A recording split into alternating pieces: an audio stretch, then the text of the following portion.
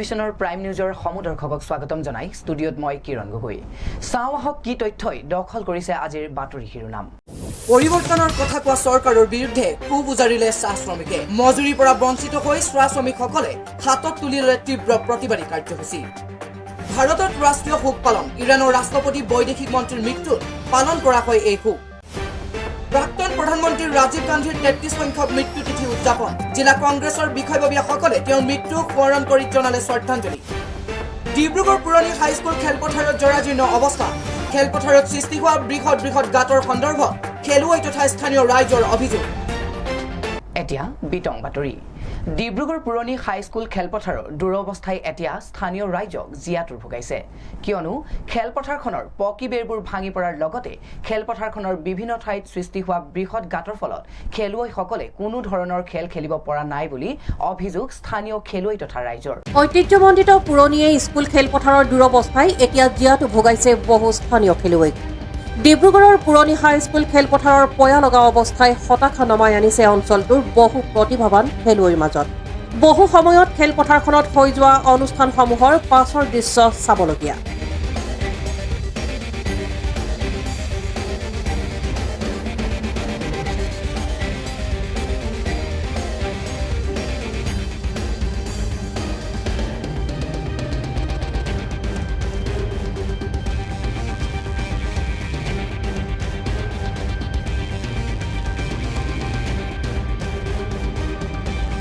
জৰাজীৰ্ণ এতিয়া খেলপথাৰখনৰ অৱস্থা। চৌহদৰ পকী বেৰবোৰ ভাঙি পৰাৰ লগতে খেলপথাৰখনৰ বিভিন্ন ঠাইত আছে একোটা বৃহৎ গাঁত, যাৰ ফলত ইয়াৰ ওচৰৰ অঞ্চলৰ খেলুৱৈসকলে খেলিব পৰা নাই খেল।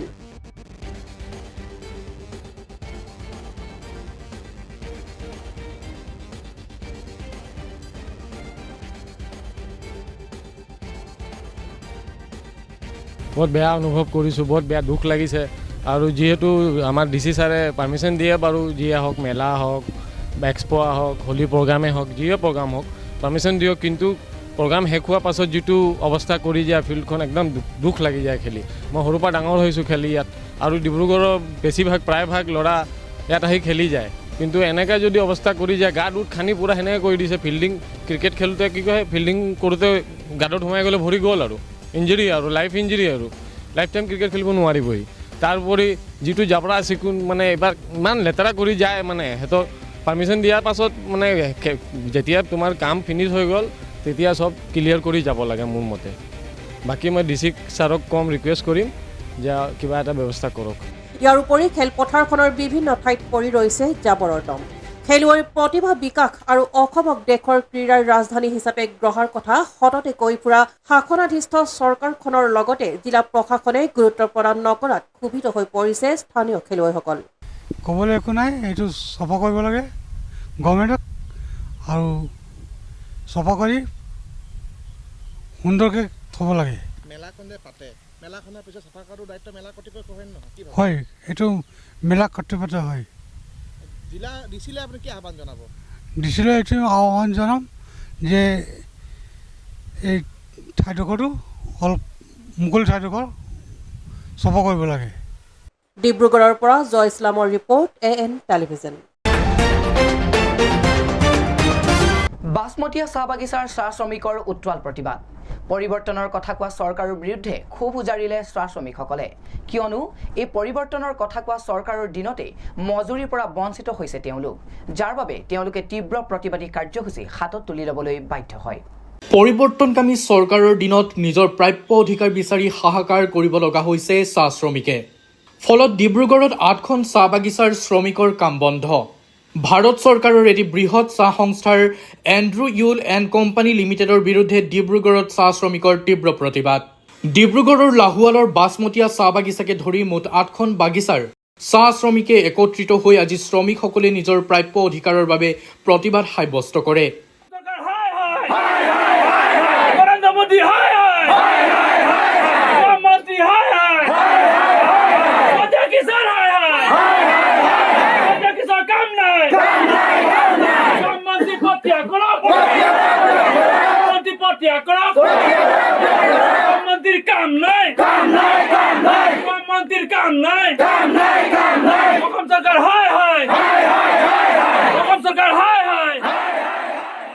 কাৰ্যসূচীত দেশৰ প্ৰধানমন্ত্ৰী নৰেন্দ্ৰ মোদী, মুখ্যমন্ত্ৰী ডক্টৰ হিমন্ত বিশ্ব শৰ্মা আৰু শ্ৰম মন্ত্ৰী সঞ্জয় কিষাণৰ প্ৰতিমূৰ্তি নিৰ্মাণ কৰি দাহ কৰে।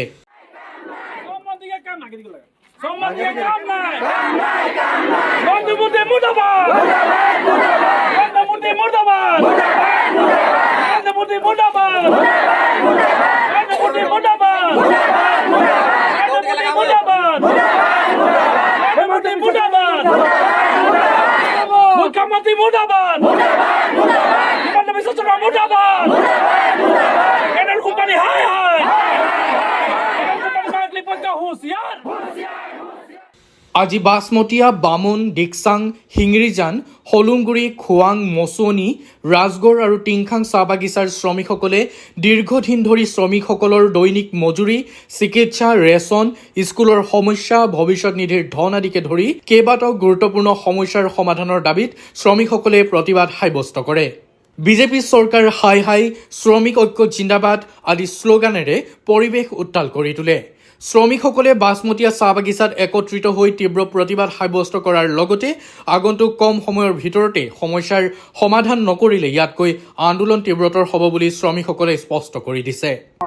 दरमा नहीं देते, राशन नहीं देते, कितना दिक्कत होती है। हमने तो छुट्टी पैसा के सही मत नहीं पाली, काम करते रही, छुट्टियों देख मना करते रहे। और इतने जे हमने कोनो दिन एखन जोन पाइक वस्तु गिला नहीं पाती, सैंडल, तिरपाल, छाता गिला कोनो ही नहीं पाती। और खोड़ी 2 बছর हो गए हनी खोड़ी पाए नहीं।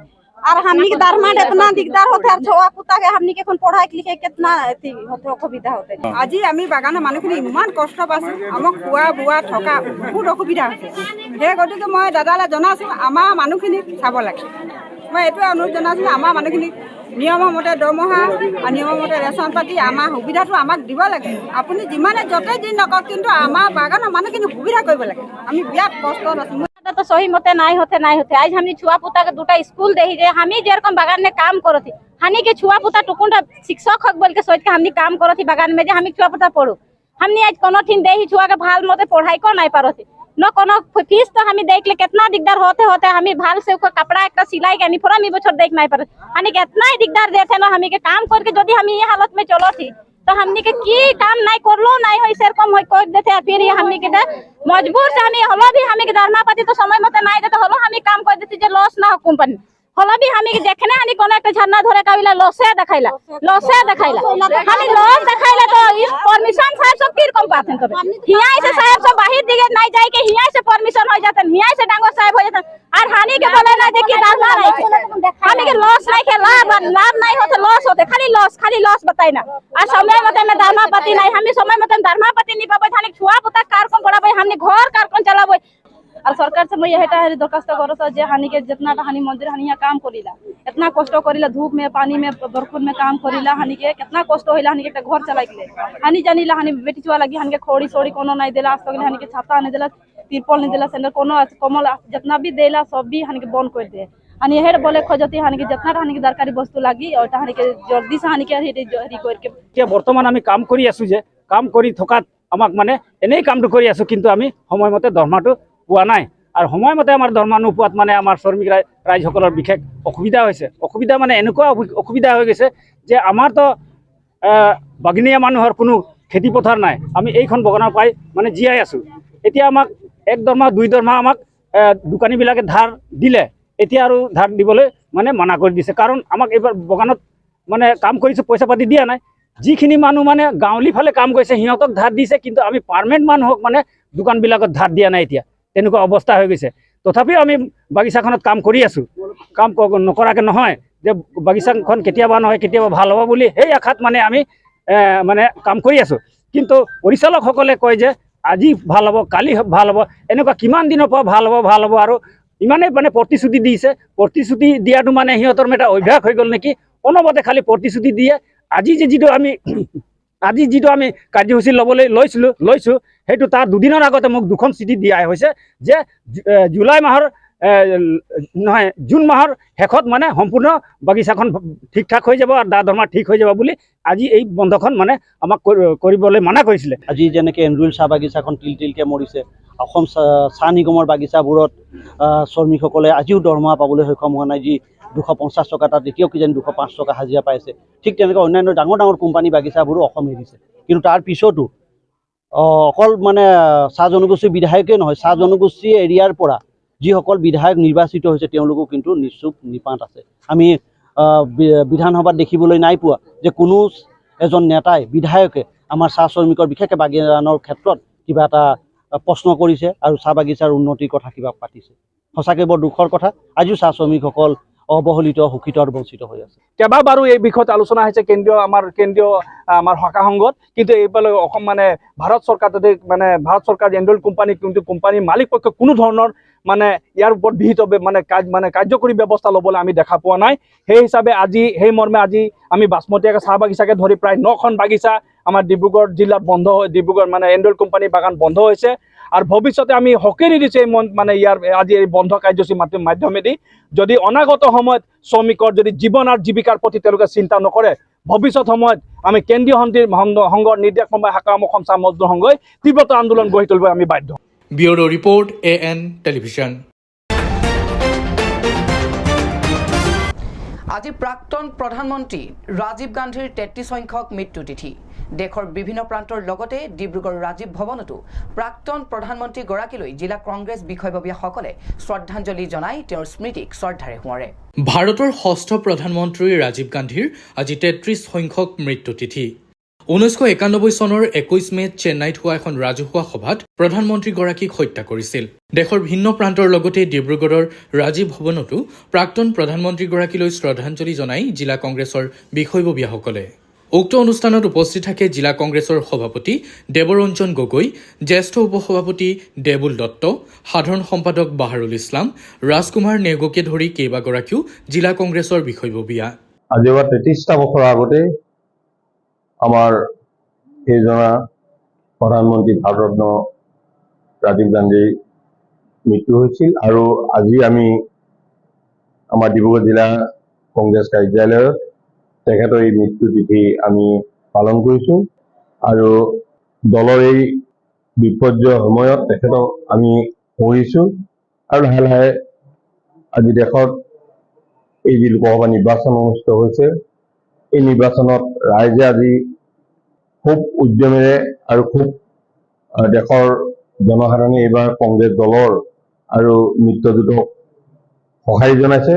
আমি আশা কৰিছোঁ তেখেতৰ এই পুণ্য তিথিত তেখেতে আমাক আশীৰ্বাদ দিব, দলটোক আশীৰ্বাদ দিব আৰু দলে এইবাৰ তেনে এটা পৰ্যায়ত আমাৰ আসন পাবলৈ সক্ষম হ'ব আৰু দলৰ ইণ্ডিয়া কংগ্ৰেছ আমাৰ ইণ্ডিয়াৰ যিটো মিত্ৰজোঁট আছে এইবাৰ আমাৰ এই মিত্ৰজোঁটে চৰকাৰ গঠন কৰিব যেন আমাৰ আশা হৈছে। গতিকে আজি এই পবিত্ৰ ক্ষণত আমাৰ যিসকল আমাৰ দলীয় বিষয়ববীয়াসকল আজি বিশেষ উপস্থিত নাই যদিও তথাপিতো আমি আহ্বান জনাম যে অহা দিনবিলাকত তেওঁলোকৰ যাতে পূৰ্ণ সহযোগিতা আমি পাওঁ আৰু দলটোক আগবঢ়াই নিয়াৰ ক্ষেত্ৰত সহযোগিতা তেওঁলোকৰ সহযোগত আমি দলটোক আগবঢ়াই নিব পাৰিম। ডিব্ৰুগড়ৰ পৰা জয় ইছলামৰ ৰিপৰ্ট AN টেলিভিছন। এইখিনিতে সময় এটি চমু বাণিজ্যিক বিৰতিৰ পাছত পুনৰ উভতিম। চাই থাকক AN টেলিভিছন। আপোনাৰ আপোন চহৰ ডিব্ৰুগড়ত এঞ্জিলা এণ্টাৰপ্ৰাইজে আনিছে এটি সোণালী সুযোগ। প্ৰয়োজনীয়তা মাত্ৰ এখন নিজৰ e rickshaw. An opportunity to earn limitless money. অধিক জানিবলৈ যোগাযোগ কৰক 9085585200 আৰু 7002275263।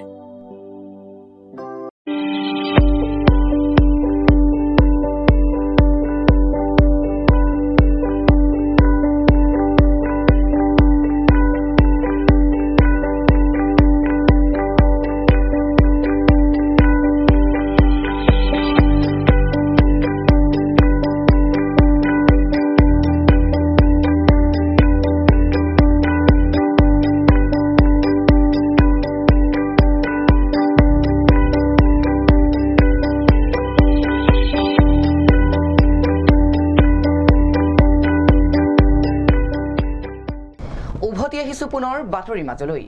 বকু ৰাজপথত এতিয়া প্ৰকৃতিৰ মূৰ্ছনা। চাৰিওফালে ডাল ভৰি কৃষ্ণচূড়া ৰাধাচূড়াই যেন হাত বাউলি মাতিছে প্ৰকৃতিৰ প্ৰেমিক। নৰূপেৰে জিলিকি পৰা প্ৰকৃতিৰ অপৰূপ সৌন্দৰ্য দেখি থৰ লাগি ৰৈছে এতিয়া বকুৰ বাটৰুৱাসকলেও। বসন্তৰ বিদায়ক্ষণত ফলে ফুলে জাতিষ্কাৰ হৈ পৰিছে বকুৰ ৰাজপথ।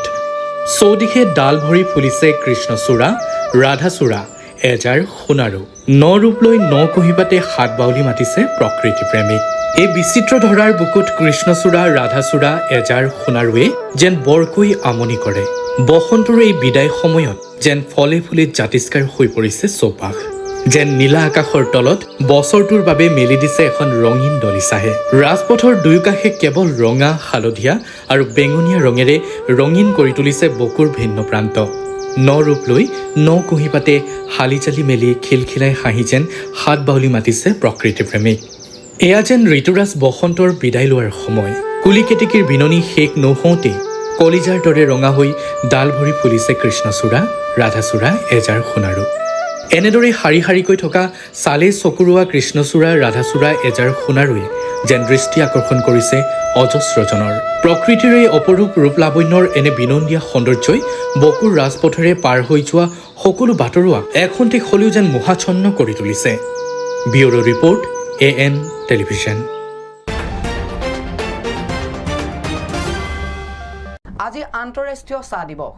সমগ্ৰ বিশ্বতে চাহৰ দীৰ্ঘ ইতিহাস আৰু গভীৰ সাংস্কৃতিক আৰু অৰ্থনৈতিক তাৎপৰ্যৰ প্ৰতি সজাগতা বৃদ্ধি কৰাৰ উদ্দেশ্যৰে লগতে ক্ষুধা আৰু দৰিদ্ৰতাৰ বিৰুদ্ধে যুঁজ দিয়াত ইয়াৰ গুৰুত্বৰ বিষয়ে সজাগ কৰাৰ লক্ষ্যৰে এই দিনটো স্মৰণ কৰা হয়। ৰাষ্ট্ৰসংঘৰ তথ্য অনুসৰি প্ৰতি বছৰে 21 মে তাৰিখে আন্তঃৰাষ্ট্ৰীয় চাহ দিৱস পালন কৰা হয়। 2019 চনৰ 21 ডিচেম্বৰত এই উদ্বেগজনক প্ৰস্তাৱ গ্ৰহণ কৰা হয় আৰু ৰাষ্ট্ৰসংঘৰ খাদ্য আৰু কৃষি সংস্থাক এই দিৱস পালনৰ নেতৃত্ব দিবলৈ আহ্বান জনোৱা হয়। আন্তঃৰাষ্ট্ৰীয় চাহ দিৱসৰ উদ্দেশ্য হৈছে সমগ্ৰ বিশ্বতে চাহৰ দীৰ্ঘ ইতিহাস আৰু গভীৰ সাংস্কৃতিক আৰু অৰ্থনৈতিক তাৎপৰ্যৰ প্ৰতি সজাগতা বৃদ্ধি কৰা। চাহৰ বহনক্ষম উৎপাদন আৰু সেৱনৰ সপক্ষে কাম কাজ ৰূপায়ণৰ বাবে সামূহিক কাৰ্যক প্ৰচাৰ পোষকতা, ক্ষুধা আৰু দৰিদ্ৰতাৰ বিৰুদ্ধে যুঁজ দিয়াত ইয়াৰ গুৰুত্বৰ বিষয়ে সজাগ কৰাটোৱে এই দিনটোৰ লক্ষ্য। News desk AN television. ছটাগুৰিত বনৰীয়া হাতীৰ আতংক। এই আতংকৰ ফলত স্থানীয় ৰাইজৰ মাজত সৃষ্টি হৈছে হাহাকাৰ পৰিস্থিতিৰ। বনৰীয়া হাতীৰ আতংকত বহু লোকে নিজৰ হেঁপাহৰ ঘৰখনো হেৰুৱাব লগা হৈছে।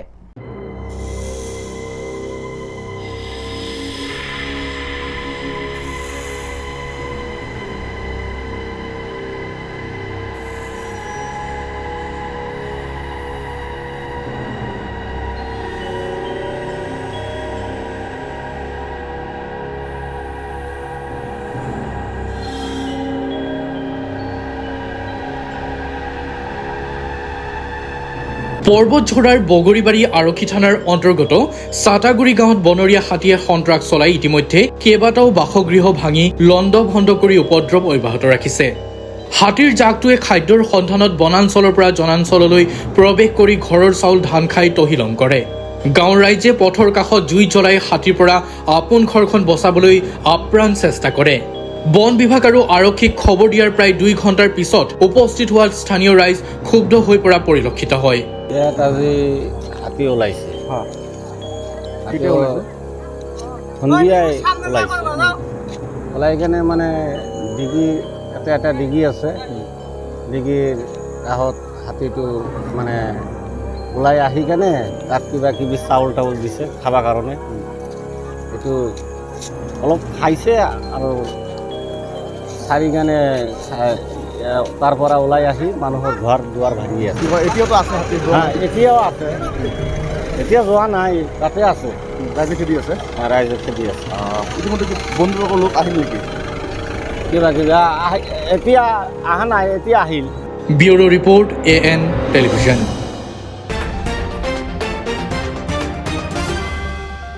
এইখিনিতে পুনৰ এটি চমু বাণিজ্যিক বিৰতিৰ পাছত উভতি আহিম। চাই থাকক AN টেলিভিছন।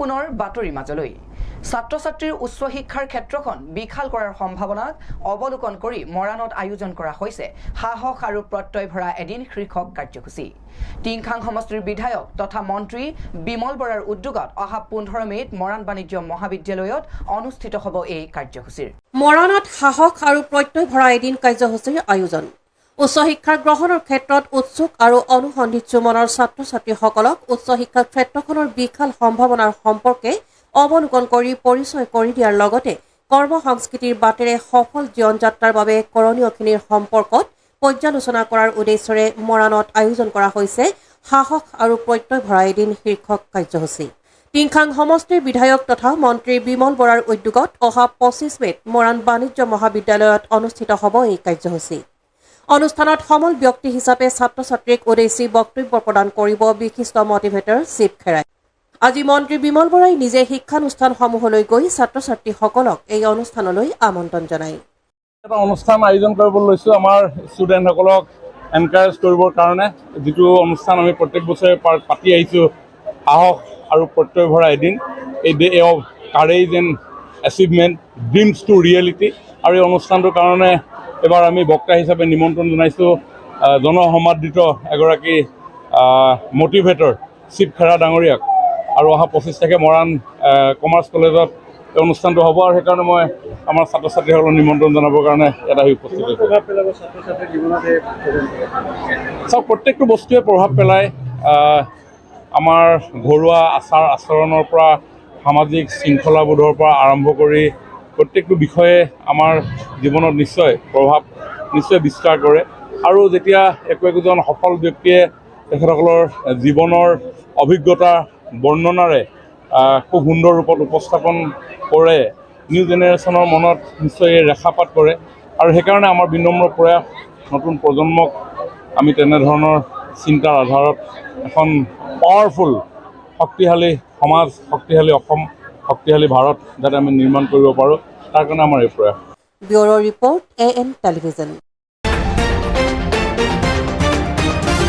আজিৰ শেষৰটো বাতৰি ইৰাণৰ ৰাষ্ট্ৰপতি বৈদেশিক মন্ত্ৰীৰ মৃত্যুত ভাৰতৰ ৰাষ্ট্ৰীয় শোক পালন দেওবাৰে ইৰাণৰ পূব আজাৰবাইজানত সংঘটিত হোৱা হেলিকপ্টাৰ দুৰ্ঘটনাত মৃত্যু হয় ইৰাণৰ ৰাষ্ট্ৰপতি ইব্ৰাহিম ৰাইচিসহ বৈদেশিক মন্ত্ৰী অমিৰা আব্দুল্লাহ হিয়ানৰ ইৰাণৰ ৰাষ্ট্ৰপতি ইব্ৰাহিম ৰাইচি আৰু বৈদেশিক মন্ত্ৰী হুছেইন আমিৰা আব্দুল্লাহিয়ানৰ মৃত্যুত সন্মান জনাই ভাৰতে আজি এদিনীয়া ৰাষ্ট্ৰীয় শোক পালন কৰিছে এই অনুসৰি সমগ্ৰ দেশতে নিয়মীয়াকৈ ৰাষ্ট্ৰীয় পতাকা উৰি থকা ভৱনসমূহত ৰাষ্ট্ৰীয় পতাকা অৰ্ধনমিত কৰি ৰখা হৈছে লগতে আজিৰ দিনটোত কোনো ধৰণৰ আনুষ্ঠানিক মনোৰঞ্জনমূলক কাৰ্যসূচী পালন কৰা নহ'ব বুলি সিদ্ধান্ত গ্ৰহণ কৰা হৈছে উল্লেখ কৰা প্ৰয়োজন যে দেওবাৰে ইৰাণৰ পূব আজাৰবাইনত সংঘটিত হৈছিল হেলিকপ্টাৰ দুৰ্ঘটনা হেলিকপ্টাৰখনত থকা ৰাষ্ট্ৰপতি ইব্ৰাহিম ৰাইচি আৰু বৈদেশিক মন্ত্ৰী আমিৰা আব্দুল্লাহিয়ানে এক চৰকাৰী কাৰ্যসূচী সম্পন্ন কৰি অহাৰ পাছতে ভয়াৱহ দুৰ্ঘটনাত পতিত হৈছিল সেই দুৰ্ঘটনাত মৃত্যু হৈ ইৰাণৰ ৰাষ্ট্ৰপতি ইব্ৰাহিম ৰাইচিসহ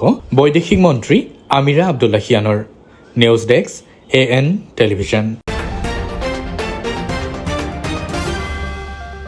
আজিৰ বাতৰি ইমানেই AN টেলিভিছনৰ ষ্টুডিঅ'ৰ পৰা মই কিৰণে ইমানতে বিদায় লৈছোঁ ধন্যবাদ